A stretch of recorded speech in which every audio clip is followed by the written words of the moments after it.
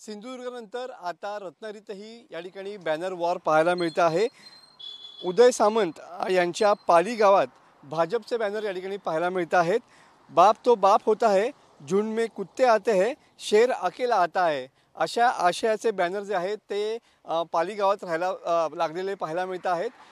पाली हे गाव उद्योगमंत्री उदय सामंत यांचं आहे आणि त्यांच्या घराकडे जाणाऱ्या रस्त्यावरतीच ओएसिस फर्टिलिटीच्या तज्ञांनी IVF उपचार पद्धतीद्वारे 1 लाखांहून अधिक जोडप्यांना मातृत्व प्राप्तीचा आनंद दिला आहे।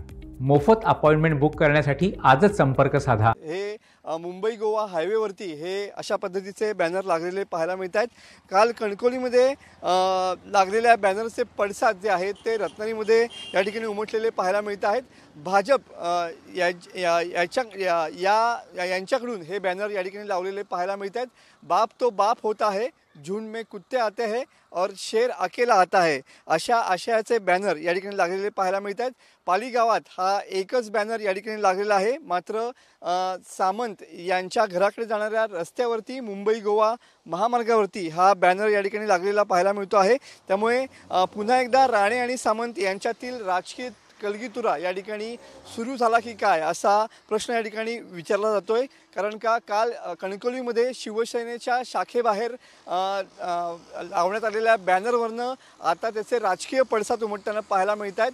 काल शिवसेनेनं या ठिकाणी बॅनर कणकवलीमध्ये लावलेले होते आणि त्यानंतर कणकवली भाजपकडून या बॅनरला कणकवलीमध्ये उत्तर देण्यात आलं होतं आणि त्यामुळं कोकणात महायुतीमध्ये अंतर्गत संघर्ष सुरू झाला की काय अशी शक्यता या ठिकाणी वर्तवली जाते आहे। आणि त्याच अनुषंगानं सध्या पाली गावामध्ये हे बॅनर या ठिकाणी लागलेले पाहायला मिळत आहेत आणि भाजपकडून हे बॅनर सध्या लागलेले पाहायला मिळत आहेत आणि सध्या कणकवलीतल्या बॅनरचे पडसाद सध्या रत्नागिरीमध्ये सुद्धा या ठिकाणी पाहायला मिळत आहेत। कॅमेरामन समित गजनेसह मी मनोज लेले, TV9 मराठी, रत्नागिरी।